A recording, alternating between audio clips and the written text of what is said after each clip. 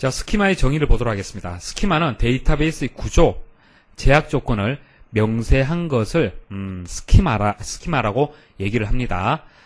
데이터베이스를 구성하는 데이터의 객체, 데이터의 객체라는 것은 여러분들이 될 수 있고요. 저도 될 수 있습니다. 데이터베이스화 하기 위한 대상들을 다 객체라고 해요. 그들의 이제 성질도 포함이 되고요. 자, 여러분들의 성질, 특성이 있죠. 여러분들의 특성을 규정할 수 있는 주민등록번호라든지 이런 같은 것들이 있잖아요. 그죠? 그래서, 객체를 여러분들이라고 봤을 때는 이런 성질을 가지고 있고요. 그 다음에 저도 하나의 객체가 되기 때문에 여러분과 저와의 관계가 있습니다. 그죠? 강사고, 그리고 수강생이라는 그런 관계가 있죠. 그리고 데이터의 조작 또는 이들 데이터 값들이 갖는 제약 조건에 관한 정의를 총칭하는 용어로 스키마라고 얘기를 합니다. 그 구조, 틀, 제약 조건이다. 그렇게 생각하시면 됩니다. 이런 스키마, 구조가 정의가 되어 있어야만 데이터를 받아들일 수가 있잖아요. 그죠? 하나의 설계도다. 그렇게 생각하시면 되겠습니다. 자, 특징 보도록 하겠습니다. 자, 데이터 사전에 저장이 된다. 자, 데이터 사전과 시스템 카탈로그 같은 뜻으로 보시면 되는데, 데이터베이스 6번째 시간에서 실습을 통해서 정확한 개념을 설명을 드릴 건데요. 말 그대로 사전이에요. 사전. 자, 기사 퍼스트에서 회원을 규정을 지을 때 정회원이 있고 준회원이 있고 방문자가 있다라고 했을 때 데이터베이스를 설계하는 사람들이 정회원이 무엇인지 준회원이 무엇인지 방문자가 무엇인지 어느 정도 개념은 이해를 하지만은 정확하게 명확하게 규정할 필요가 있겠죠. 맞습니까? 이 데이터에 대한 설명이 필요하다는 얘기예요. 그래서 정회원 같은 경우에는 유료 가입자를 뜻한다. 자, 준회원 같은 경우에는 무료 가입자를 뜻한다. 방문자는 아이디가 없는 사람을 뜻한다라는 것을 미리 정의한 것을 데이터 사전이라고 얘기하는 거예요. 자, 그 데이터 사전에 저장이 된다는 얘기입니다. 이해하시겠습니까? 자, 데이터 사전. 데이터베이스 내에 데이터만 존재하는 것이 아니라 이 데이터를 설명하는 또 다른 데이터가 있다는 얘기예요. 그게 데이터 사전이라는 공간이 있어요. 거기에 저장이 된다는 얘기입니다. 자, 이렇게 데이터에 대해서 명확하게 규정을 해야만 서로 커뮤니케이션, 설계하는 사람들끼리 어떻게 좀 업무적인 업무를 분석을 한다든지 어떤 설계하는 과정에서 오해가 없겠죠. 문제없이 설계 과정을 마칠 수가 있는 겁니다. 데이터베이스에 저장되어 있는 모든 데이터의 객체들에 대한 정보, 자, 모든 객체에 대한 정보를 유지하고 관리하는 시스템을 뜻하는 거고요. 데이터베이스의 구조라면은 객체, 여러분들과 저를 생각하시면 되고요. 그때 특성들, 속성들, 그리고 객체들 간의 관계에 대해서 정의를 한 겁니다. 자, 이런 것들은 또 뒤에 상세하게 설명을 드릴 겁니다. 자, 다른 이름으로 메타데이터라고 얘기한다. 데이터의 데이터다. 뭐 같은 뜻으로 보시면 되겠습니다. 데이터만 존재하는 것이 아니고 그 데이터에 대한 설명을 가지고 있는, 설명값을 가지고 있는 또 다른 데이터가 있다는 얘기예요. 자, 중요한 것은 스키마의 3계층이 상당히 중요합니다. 자, 큰 별표로 제가 표시를 했죠. 반드시 여러분들 알고 계셔야 됩니다. 자, 또 기사 퍼스트의 사이트를 기준해서 한번 설명을 드려볼게요. 자, 여러분들이 게시판에 글들을 검색을 하고 싶어요. 그래서 실기라고 검색을 했습니다. 자, 검색을 하니까 검색 결과가 8건이 나왔고요.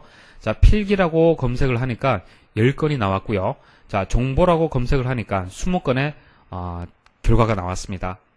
근데 사실 여러분들이 보는 관점에서는 데이터베이스가 마치 8건밖에 없는 것처럼 보이는 거죠. 그리고 뭐 이것을 A라는 사람, 뭐 B라는 사람이라고 할게요. 자, B라는 사람이 필기라고 검색을 했을 때는 마치 데이터베이스는 10건밖에 없는 것처럼 보이는 겁니다. 자, 내가 원하는 것만 보는 거잖아요. 데이터베이스의 일부만 보는 거잖아요. 그죠? 자, 이게 스키마의 3계층 중에서 사용자와 가장 가까운 외부 스키마라는 거예요. 외부 스키마. 이게 또 하나의 외부 스키마가 되는 겁니다. 그래서 외부 스키마는 여러 개 존재할 수 있어요. 뭐 실기, 필기, 그 다음에 뭐 정보라고 검색했을 때 보여지는 모습, 데이터가 보여지는 모습이 달라지잖아요. 그것을 외부 스키마라고 얘기하는 겁니다. 그래서 키워드가 외부 스키마는 사용자가 보는 관점이다. 그래서 사용자에 따라서 다르다. 검색하기 나름이죠. 여러 개 존재할 수 있다. 데이터베이스 일부를 볼 수 있다는 얘기예요. 그래서 스키마가 맞는데 서브 스키마다. 여기서 스키마라는 것은 전체를 뜻하는 겁니다. 데이터베이스 전체적인 개념을 생각하시면 돼요. 전체에서 서브 일부다. 그리고 사용자 뷰다. 뷰라는 것은 전체 데이터베이스에서 일부를 얘기하는 겁니다. 자, 사용자 뷰에 대해서는 다음에 또 설명을 드릴 거예요. 자, 이런 얘기가 나오면은 외부 스키마다 그렇게 생각을 하시면 됩니다. 자, 그래서 데이터베이스에 있어서 여러 가지 모습으로 보여줄 수 있는 것을 외부 스키마다 그렇게 얘기를 하고요. 자, 그다음 개념 스키마는 사람이 이해할 수 있는 논리적인 구조를 얘기하는 겁니다. 자, 내부 스키마는 물리적인 구조를 얘기하는 거예요. 물리적인 구조. 자, 데이터베이스가 사람이 이해하기 쉬운 논리적인 구조가 있고요. 컴퓨터가 이해하는 물리적인 구조가 있습니다. 자, 논리적인 구조라는 것은 이렇게 생각하시면 돼요.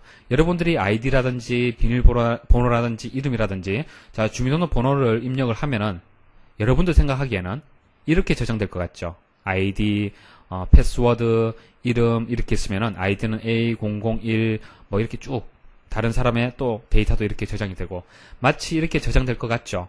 그런데 사실상 이렇게 저장되지는 않습니다.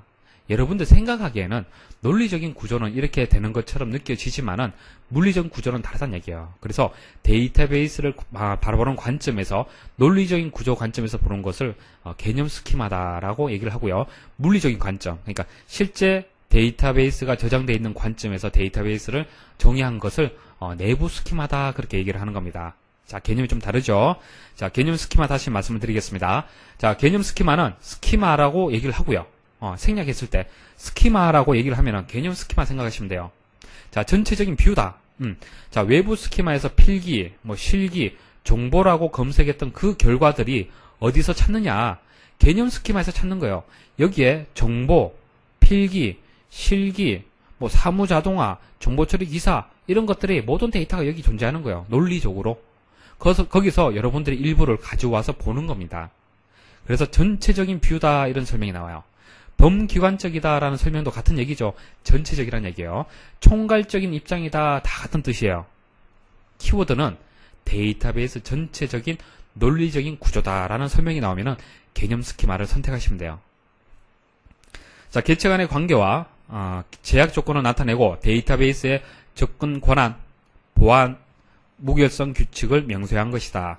자, 개념 스키마가 모든 데이터베이스의 논리적인 구조를 가지고 있다고 얘기를 했는데 여기서 정회원이 봐야 될 게 있고 준회원이 봐야 될 게 있고 방문자가 볼 게 있죠. 데이터 중에서 맞습니까? 그런 접근 권한, 보안, 그리고 무결성의 규칙을 명세화를 했습니다. 자, 그게 개념 스키마예요. 자, 내부 스키마는 실제 데이터가 저장되어 있는 것을 얘기하는 겁니다. 실제 하드웨어 공간에, 그죠? 하드디스크에 저장되어 있는 그 구조, 자, 그것을 내부 스키마라고 얘기하는 거예요. 그래서 키워드는 물리적이다, 저장이다 이런 얘기 나오면 무조건 내부 스키마예요. 그리고 DBA가 직접 이제 관리를 하고요.